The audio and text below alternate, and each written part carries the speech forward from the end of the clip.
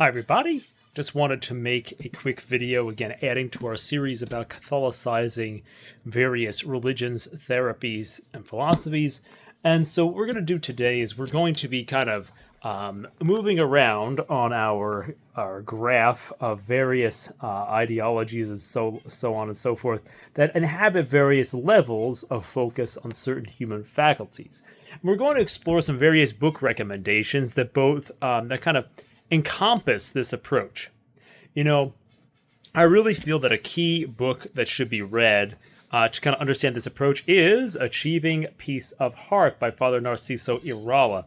This book is kind of old, but you can find new editions of it online, and it gives essentially an introduction to what things look like when they're put into this kind of a synthesis. Of course, Father Irala is not kind of thinking about this type of approach as he's creating it, but it really can serve as a blueprint for it. Another thing that's interesting, just as a side note, is the approach called internal family systems. Now, I don't necessarily recommend reading this thing because, and there's a lot of odd things about this approach that I don't like in various ways, but nevertheless, basically what we are doing in this approach, we are essentially doing some things that are similar to what internal family systems is. We could conceive of this approach as eternal family systems, wherein various parts of human thought are healed so that they no longer are taking on this kind of malignant and defensive posture, but are harmonized into a coherent whole in which they have new roles, and they are brought into having these new roles within the synthesis of Catholic thought. And so rather than being overused in approaches that are devoid of grace, they become employed as supports for the life of grace and prayer and sacrament. And that's what they get made into. And the reason why I'm making these videos so quickly is because there's a bizarre problem with my phone not having enough time to make videos of a length that I would want to make. So that's why I'm going so quick. All right, so another thing we want to understand are examples of this type of approach. So what are things that are fruits of this kind of work? So for example, we could look at the life of people like Nicholas Black Elk. Nicholas Black Elk is, I think, at the level called Servant of God, and he's a very interesting character because in modern times, he essentially reorganized the thought and spirituality of the Lakota Sioux people according to the blueprint of the Seven Sacraments. This is why there is a book called like the Seven Rites of the Oglala Sioux. And people didn't really realize the seriousness, I think in some ways they don't realize the seriousness of his Catholicism and how he is really doing a process very similar to what St. Thomas Aquinas did to Aristotle. This is also the case in a book which is found on the desk of Pope St. John Paul II, so don't be terrified at the name of the book, which is called Christian Meditations on the Tarot. This does not in any way imply that this is about doing tarot readings, but essentially it's the work of someone who took the wisdom of the Western occult tradition and completely reorganized it according to to what would be implied by the incarnation. And so by reorganizing all of this information according to the incarnation, this created a work that was even fascinating to the Pope. And you can see there's pictures of him with it on his desk by reading it, being like, wow, this is a weird thing. But that type of work is the type of work we're describing, the taking captive of all thought. And, of course, we can see the example par excellence of this, which is St. Thomas's work with Aristotle. And we could see this, the reason why this is such a good example of this is because of the way in which St. Thomas's work is deeply traditional, recommended by the Church, and nobody objects to it. So we can see St. Thomas's way of taking captive Aristotle is a very good example of this.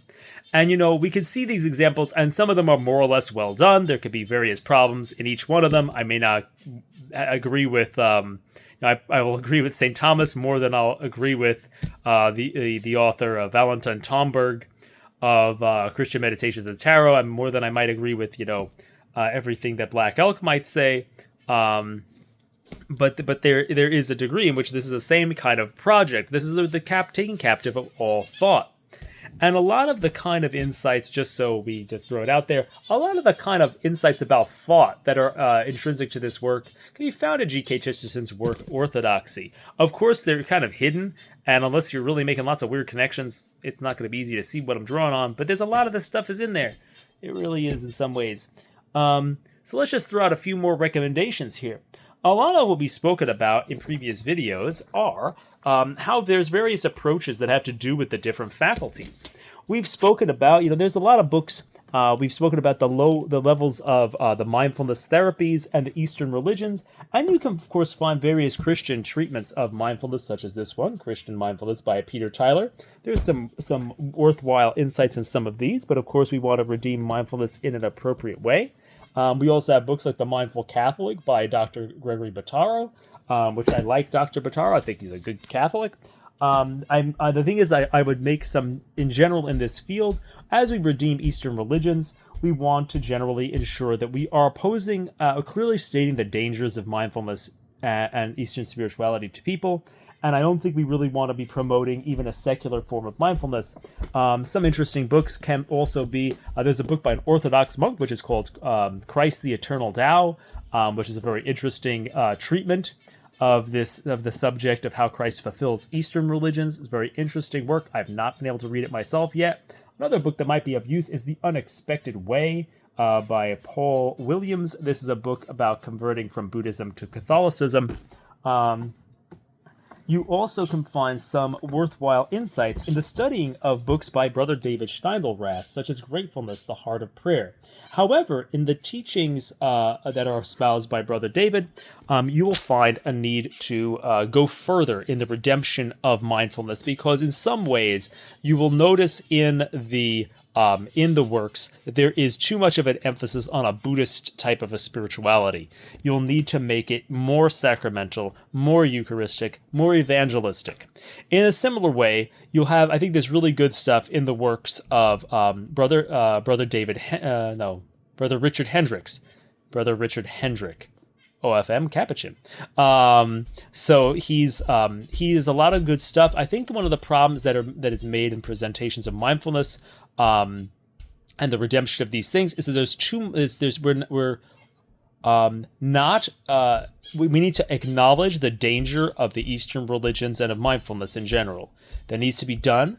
We also need to realize there's roots onto which mindfulness can be grafted in the Christian tradition, but we have to realize that what we're doing is actually grafting something new onto it, rather than merely only having a resurgence of something that's already there. There is something new being added, there are roots onto which that thing can be added, and the thing, when not added to those roots, can be dangerous in itself.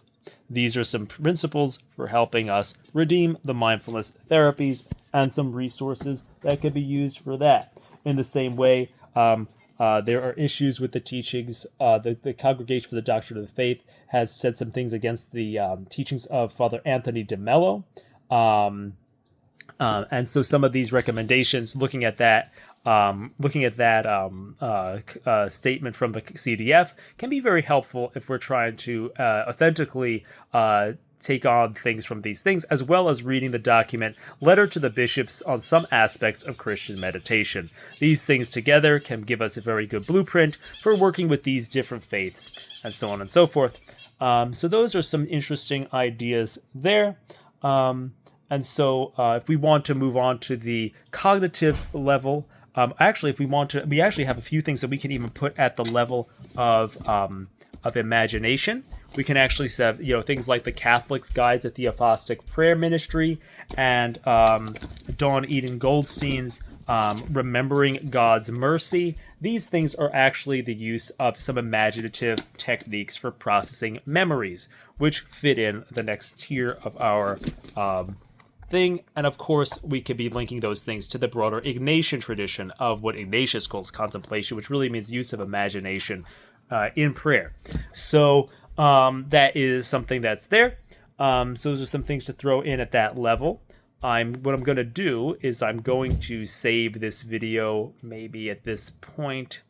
Actually, I could probably throw in a few more things. If we move up to the next level of thinking, we can use things like, based off of things like Telling Yourself the Truth by William Backus. This is kind of a good thing. You also can read some interesting things in books like, I think it's hiding from me somewhere around here. I'm going to lose it somewhere. All right, you also should read things like, I think it fell on back. Not that one. You can read things like there's a book called The Porch and the Cross I've mentioned before by I think it's Kevin Vost. That could be a good blueprint for the redemption of Stoic ideas and thinking, bringing that into the Christian tradition. So those are some good things there.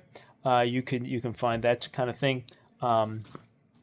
We also can see in the redemption of the 12 step stuff, we can see things like, I left out the will. There's not really that much stuff that's really at this level in this pile of books. But the thing is, if you want to go to the level of the heart, you could have things like by Father John Doe, Father Ralph Fow, sobriety and beyond. There's books about Father Ed Dowling. There's many different kinds of books of that kind that are sitting around here. Here's a big one about Father Ed by Dawn Eden Goldstein again. So that's a good way. There's also a good biography of Sister Ignatia. So there's different ways of trying to graft that into the Catholic tradition. And there's books by the 12 Steps and the Sacraments by Scott Wieman. I believe that's his name. So those are some good things to kind of help bring those things into the Catholic faith. And again, Scott Wieman's organization's Catholic in Recovery can be helpful to that as well. So we're going through this kind of list of kind of recommended resources. And I think that is some stuff that could be helpful. Just kind of giving you some broad overviews of some resources that can be used in the redemption of various things. And so hopefully that is helpful to you as you think about these subjects. And I'll leave the video right there.